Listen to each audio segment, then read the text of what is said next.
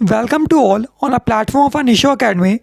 Today we are going to discuss a class 12th first book Politics in the Contemporary World, chapter 1st, The Cold War Era and the part of a second of the topic है the beginning of the two polar world's.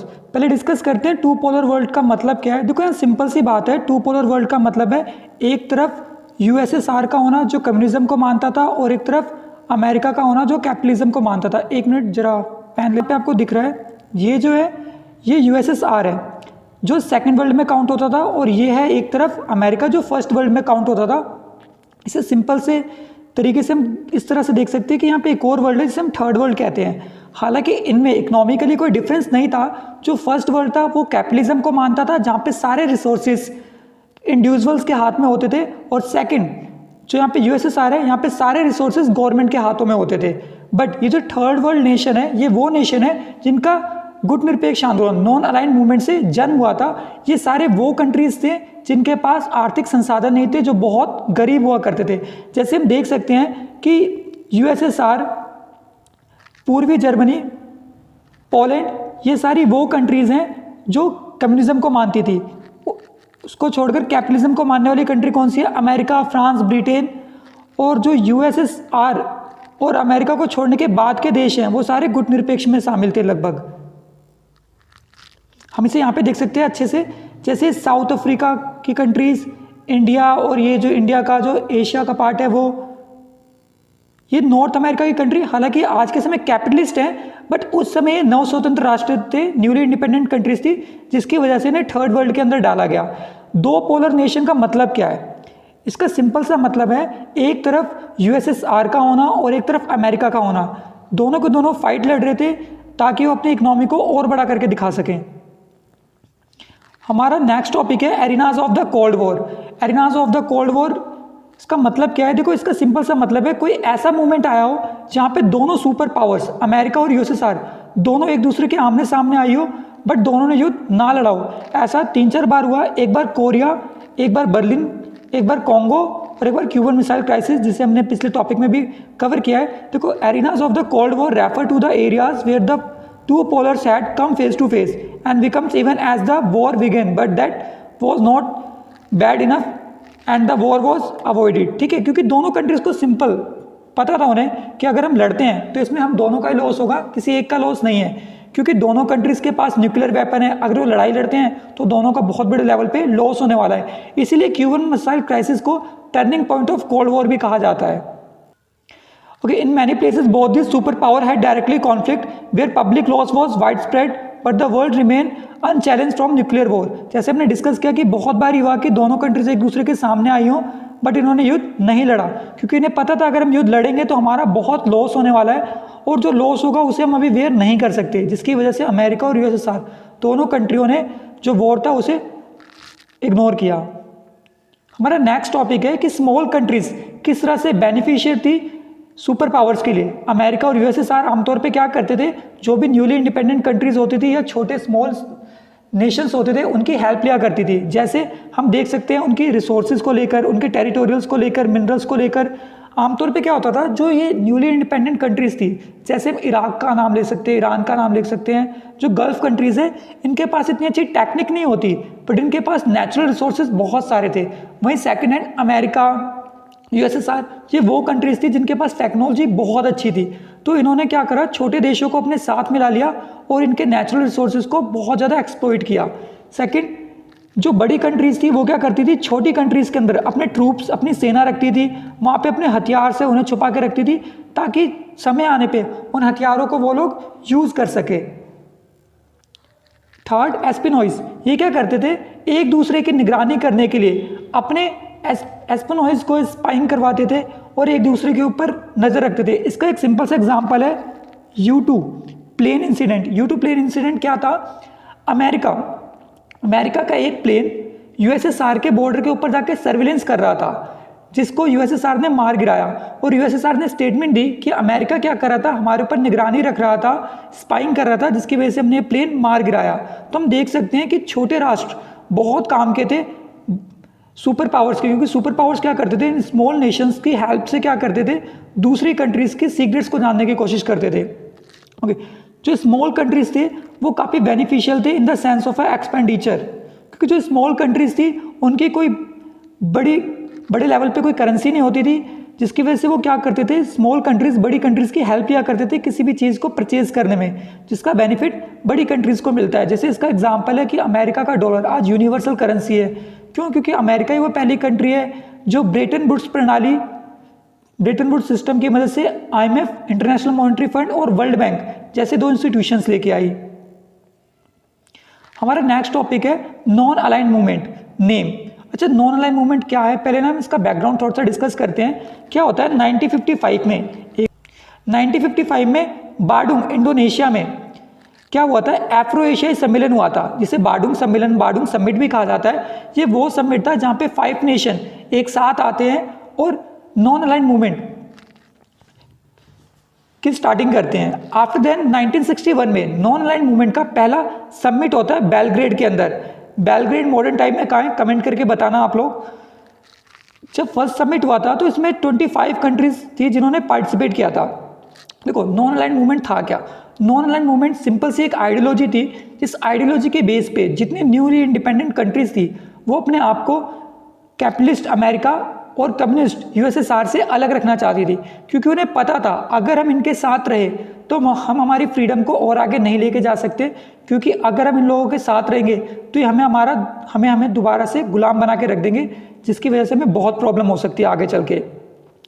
ठीक है, non align movement, this movement serves as a form of the expression of the collective political and economical concern of the third world countries in the comparison with the interest of a developed countries.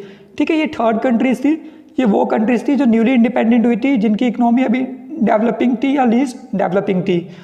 The non align movement name was developed in the middle of a 20th century by individual effort of the small states, particularly new independent states. तो जो newly independent states थे इनकी मदद से ही name को बनाया गया था। These states did not wish to be indulge in any super power to keep freedom free. In the 1952 open a united front against the concept of superpower and the domination of a new imperialism, and to reject the system of competing groups in the Cold War areas after the Second World War 1945. The process of coordinating the individuals efforts of a new countries begin. क्या होता है, जैसे second world war खत्म होता है उसके बाद cold war का बिगिन हो जाता है। कोल्ड वॉर 1945 से लेकर 1991 तक चलता है। इसी समय जो न्यूली इंडिपेंडेंट कंट्रीज होती है वो सोचती है क्यों ना हम एक नया इंस्टीट्यूशन बनाएं ताकि हम अपने आप को अमेरिका और USSR से बचा के रख सके। इसी के लिए वो लोग किसको बनाते हैं, नेम को बनाते हैं। अब हम यहाँ पे देखते हैं कि नेम के कौन सी कंट्रीज थे, कौन से फाउंडर थे। जैसे यूगोस्लाविया के जो प्रेसिडेंट थे टीटो, इंडिया के प्राइम मिनिस्टर जवाहरलाल नेहरू, इन्हें तो हर कोई जानता है। इजिप्ट के जो प्रेसिडेंट थे नासिर, घाना के प्रेसिडेंट वामियाना क्रुमा और इंडोनेशिया के प्रेसिडेंट सुकर्नो। ठीक है, इनके नाम है, उनकी ट्रिक है, इन्हें याद करने का तरीका देखो क्या है। लीडर्स को याद करने का तरीका देखो, जब भी हमारे यहाँ कोई नेता आता है ना उसे देख के हमें टेंशन हो जाती है, क्योंकि वो काम ही ऐसे करते हैं, झूठ बोलते हैं, हमें टेंशन दे जाते हैं। तो लीडर्स के लिए ट्रिक क्या है, टेंजू, TNSV टेंस। और कंट्रीज के लिए क्या है, यामी गौतम, YMIG। ये कोई एक्ट्रेस है यामी गौतम, तो याद रखना यामी गौतम जैसे ही फैंस को देखती है वो टेंशन में आ जाती है। ठीक है, इजिप्ट को हिंदी में मिस्र कहते हैं, याद रखना। T से टीटो, कौन सी कंट्री के थे, यूगोस्लाविया। N से क्या, नासिर कौन सी कंट्री के थे, मिस्र, जिसे हम इजिप्ट कहते हैं इंग्लिश में। सुकर्नो, I से कौन सी कंट्री, इंडोनेशिया। V से वामियाना क्रुमा, G से कौन सी कंट्री के थे, घाना। देखो इंडिया के तो याद कर देना प्लीज कि पंडित जवाहरलाल नेहरू भारत से थे। ये देखो यहाँ पे देर का आपके सामने टीटो, पंडित जवाहरलाल नेहरू, वामियाना क्रुमा, यहाँ पे नासिर है, यहाँ पे शुकर्नो है, क्योंकि समटाइम ये लोग आपसे क्वेश्चंस पूछ लेते हैं एग्जाम में कि वो कौन से नेशन थे, साथ साथ उन नेशंस के रिप्रेजेंटेटिव का नाम क्या था, तो ये बहुत इंपॉर्टेंस रखता है अपने आप में। ओके, बात करते हैं कि ऑब्जेक्टिव क्या थे नॉन अलाइन मूवमेंट के। देखो कोई भी इंस्टीट्यूशन होता है ना, जब भी बनाया जाता है तो उसके कुछ उद्देश्य होते हैं, कुछ ऑब्जेक्टिव होते हैं। जैसे कि पहला ऑब्जेक्टिव क्या था इसका, सिंपल सा जो पहला ऑब्जेक्टिव था वो था कि जो वर्ल्ड है ना, जो वर्ल्ड टू पोलर हो चुका है, उस वर्ल्ड को पहले टू पोलर से तो हटा दिया जाए, क्योंकि टू पोलर का मतलब क्या है, एक तो अमेरिका है, एक है यूएसएसआर। तो वर्ल्ड को या तो पोलरलेस बना दिया जाए या मल्टीपोलर कर दिया जाए, या तो एक भी देश महाशक्ति ना हो या सभी के सभी महाशक्ति बन के बैठ जाए। तो उन्होंने सबसे पहले एम्फेसाइज किया वो किसके लिए किया, फ्रीडम के लिए किया, इक्वालिटी के लिए, सोशल जस्टिस के लिए किया, principle of a universal wellbeing की बात करी। इन्होंने कहा देखो सोसाइटी के अंदर ना लिबर्टी होना बहुत जरूरी है, सबके पास समानता होनी चाहिए, सबके पास स्वतंत्रता होनी चाहिए। सोशल जस्टिस देखो ऐसा ना हो कि कोई अमीर है तो उसे सारे रिसोर्सेज मिल रहे हैं, कोई गरीब है तो उसे रिसोर्सेज नहीं मिल रहे, क्योंकि ये गलत है। एज पर द नेचर सबके सब कॉमन है, और यूनिवर्सल वेलबींग सबके साथ सही होना चाहिए, ये नेम कंट्रीज का ऑब्जेक्टिव था। सेकेंड ऑब्जेक्टिव क्या था इन लोगों का, सेकेंड ऑब्जेक्टिव था इन लोगों का कि डिसआर्मामेंट करेंगे हम, डिस्प्यूट रेजोल्यूशन करेंगे थ्रू पीसफुल मीन्स। पहली बात तो हम हथियारों को ख़त्म करेंगे, और जहाँ तक हो सके हम हथियारों को कम से कम कर देंगे, क्योंकि हथियार ही वो बजाय जिसकी वजह से युद्ध होता है। साथ साथ इन्होंने ये माना कि देखो जो डिस्प्यूट है ना उसे ख़त्म करने का सिंपल सा मेथड है पीस को स्टेबलाइज किया जाए। जहाँ शांति होगी वहाँ पे डिस्प्यूट नहीं होंगे, और शांति कायम करने से जो राष्ट्र है वो अपने आप को आने वाले वॉर से बचा के रख सकता है। उसके बाद इन्होंने क्या करा, इन्होंने एक्सेप्ट करा कि हमें एक ऐसी इकोनॉमी स्टेबलाइज करनी चाहिए जो पर्टिकुलरली क्या करे कि वर्ल्ड के अंदर इकोनॉमिक ग्रोथ करे। देखो किसी एक कंट्री के लिए अकेले इकोनॉमिक ग्रोथ करना पॉसिबल नहीं है। जैसे आज के मॉडर्न सिनेरियो की बात करते हैं हम, आज पूरे वर्ल्ड में एक डिजीज़, सॉरी से हमें ना एक्चुअली पेंडेमिक कहना चाहिए अब तो, जिसका नाम है कोरोना। कोरोना आज के समय पूरे विश्व में फैला हुआ है। अगर कोई एक कंट्री बोले कि नहीं हम अकेले इसे कर सकते हैं, दूसरी कंट्री बोले हम आपकी हेल्प नहीं करेंगे, तो ये पॉसिबल नहीं है कि हम इसे ख़त्म कर देंगे। ठीक है, तो इसीलिए कुछ ऐसी चीज़ें होती हैं जिसके लिए हमें पूरे वर्ल्ड वाइड लेवल पे एक दूसरे की हेल्प की नीड पड़ती है। देन नेम का क्या ऑब्जेक्टिव था, नेम का ऑब्जेक्टिव था कि हम क्या करेंगे, जो हमें कॉलोनियल फॉरेन डोमिनेशन मिला है हमें उसे आज़ादी चाहिए। क्योंकि देखो ये ऑलमोस्ट वो कंट्री थी जिन्हें रिसेंटली अभी यूएसएसआर जैसे अमेरिका, इन्हें भी ब्रिटेन से आज़ादी मिली थी, और ये सारी नेम की तो कंट्रीज वो सारी थी जिन्हें 1950 में आज़ादी मिली थी ब्रिटेन से। तो इन सबों का मानना था हमें कोई एक ऐसा इंस्टीट्यूशन बनाना चाहिए ताकि हम लोग क्या कर सके, आने वाले टाइम में जो वर्ल्ड है उसके अंदर जो डिस्प्यूट चल रहे हैं उसे हम सॉल्व कर सकें। ओके, और क्या ऑब्जेक्टिव थे, इंश्योर करना सस्टेनेबल एनवायरमेंटली साउंड डेवलपमेंट और प्रमोट करना फंडामेंटल राइट्स और फ्रीडम को। देखो सस्टेनेबल का मतलब क्या होता है, सस्टेनेबल डेवलपमेंट एनवायरनमेंट का मतलब क्या है। देखो सस्टेनेबल डेवलपमेंट का सिंपल सा मीन होता है कि मॉडर्न टाइम के रिसोर्सेज को हम इतने अच्छे, इतने बेस्ट वे में यूज़ करें ताकि उस रिसोर्सेज को हम आने वाली जनरेशन के लिए भी छोड़ सके। क्योंकि नेम के देशों का मानना था कि इससे तो हमारा लॉस है, क्योंकि हमने अभी तक तो नेचर के साथ कुछ भी नहीं किया। नेचर के साथ जितना एक्सप्लॉइटेशन है, जितना शोषण है, वो तो डेवलप्ड कंट्रीज़ ने करा है, जैसे अमेरिका, यूएसएसआर ने। तो उन सारी चीज़ों की रिस्पॉन्सिबिलिटी हम पे क्यों डाली जाए। अब ग्लोबल वार्मिंग, इसके लिए सबसे बड़ी कंट्री कौन है जिम्मेवार, अमेरिका है। बट अगर ये रिस्पॉन्सिबिलिटी सबको दे दी जाए तो ये तो गलत होगा ना। तो इन्होंने इस चीज़ों के लिए भी आवाज़ उठाई। Okay, collaborating with the strengthening the role and the influence of the United Nation. क्या माना नेम के कंट्रीज़ ने कि हमें यूनाइटेड नेशन जो है उसका रोल और अच्छा करना चाहिए, क्योंकि यूनाइटेड नेशन एक ऐसा इंस्टीट्यूशन है जिसके साथ अगर हम ढंग से बिहेव करें तो बहुत अच्छे से स्टेबलाइज कर सकता है पीस को वर्ल्ड के अंदर। ओके, ये दो टॉपिक है बहुत इंपॉर्टेंट है। कि पहली बात कि इंडिया ने ना तो देखो कंप्लीट आइसोलेशन अपनाया था, ना ही तो कंप्लीट न्यूट्रलिटी अपनाई थी। आइसोलेशन क्या होता है, न्यूट्रलिटी क्या होती है, इसकी बात करते हैं। देखो आइसोलेशन का मतलब होता है अपने आप को इंटरनेशनल लेवल पे चल रहे किसी भी डिस्प्यूट से कंप्लीटली बाइकआउट करके रखना। जैसे हम अमेरिका की बात करते हैं, अमेरिका को जब आज़ादी मिली, फ्रीडम मिली, उसके बाद से लेके अमेरिका, आप कह सकते हो कि लगभग जब तक सेकेंड वर्ल्ड वॉर ख़त्म नहीं हुआ, ठीक है, अमेरिका कभी भी किसी भी इंटरनेशनल प्रॉब्लम में इंडल्ज नहीं हुआ था। अब आप लोग बोलोगे ऐसा कैसे सर, क्योंकि अमेरिका ही वो कंट्रीज थी जिसने सेकेंड वर्ल्ड वॉर को ख़त्म किया था हिरोशिमा नागासाकी पे न्यूक्लियर बम से। तो ऐसा कुछ था। एक्चुअली हुआ क्या था, अमेरिका तो शांत था सेकेंड वर्ल्ड वॉर में। अमेरिका के एक प्लेस पर्ल हार्बर पे जब जापान की सेना पहुंच गई थी और अमेरिका को लगा कि नहीं शायद अब हमें जवाब देना चाहिए क्योंकि हमारा बहुत लॉस हो रहा है, तो अमेरिका ने हिरोशिमा नागासाकी पे न्यूक्लियर वेपन का यूज़ किया था। अदरवाइज अमेरिका ऐसा यूज़ नहीं करने वाला था, क्योंकि अमेरिका की हमेशा से एक पॉलिसी रही है जो आइसोलेशन की है। अमेरिका का मानना है कि अगर हमें नीड है तो ही हम कुछ करेंगे, अगर हमें नीड नहीं है तो हम कुछ नहीं करेंगे। ठीक है, आइसोलेशन क्या है देख लेते हैं, एक बार रीड कर लेते हैं। Separatism means cutting itself out of the international affairs from the time the first world war begin the United State had set itself apart from international politics. On the country Indian played a proactive role to increase peace and reduce rivalry international politics. देखो India ने कभी भी isolation को नहीं अपनाया. India को जहाँ पे लगा कि इंडिया को नीड है कि वो दूसरे देशों के साथ इंडल्ज हो, तो इंडिया आके इंडल्ज हुआ है. इंडिया को हम first world war, second world war में भी देख सकते हैं. हमें पता है कि India first world war, second world war नहीं लड़ रहा था, बट हमें ये भी पता है कि इनडायरेक्टली इंडिया ने फर्स्ट वर्ल्ड वॉर भी लड़ा है, सेकंड वर्ल्ड वॉर भी लड़ा है. क्योंकि हम क्या थे, हम स्लेव थे ब्रिटेन के, तो हमने फर्स्ट वर्ल्ड वॉर भी लड़ा, सेकंड वर्ल्ड वॉर भी लड़ा. तो इंडिया हमेशा एक फ्रंट पे खड़ा रहता है जब भी उसे लगता है कि इंटरनेशनल पॉलिटिक्स में उसकी नीड है. Okay, neutrality. देखो सबसे पहली बात कि इंडिया ने कभी भी कंप्लीट न्यूट्रलिटी को नहीं अपनाया. देखो न्यूट्रल का सिंपल सा मतलब क्या है, आप लोगों ने कभी बाइक चलाई होगी, स्कूटी चलाई होगी. जब बाइक और स्कूटी मोशनलेस होती है, खड़ी होती है, तो ग्रीन होती है. जैसे हम गियर कट कर देते हैं वो भागना शुरू कर देती है. तो इंडिया की भी पॉलिसी कुछ इस तरह की थी.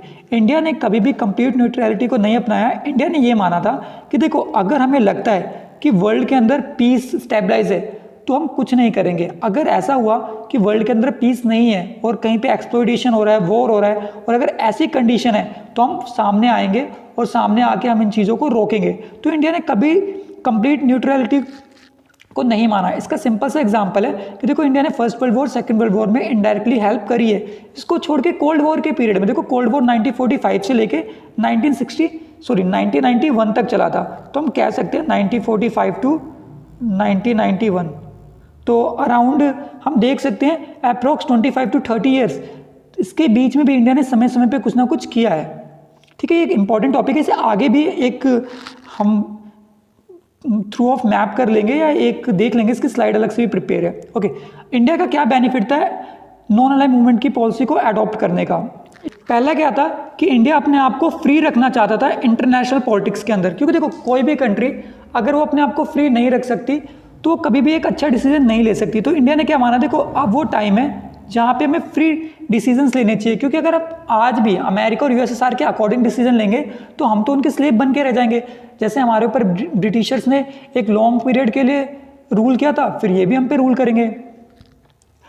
इंडिया ने क्या करा था, इंडिया ने एक फ़ायदा उठाया. वो फ़ायदा क्या था कि जो आइडियोलॉजी डिफरेंसेस चल रहे थे ना टू कंट्रीज़ के बीच, सुपर पावर्स के बीच, एक तरफ अमेरिका को और एक तरफ यूएसएसआर को लेकर, तो इसका इंडिया ने फ़ायदा उठाया. इंडिया ने ना तो कैपिटलिज्म को अपनाया ना ही कम्युनिज्म को अपनाया, बल्कि इंडिया ने मिक्स इकोनॉमी को अपनाया ताकि वो दोनों की मदद से आगे बढ़ सके.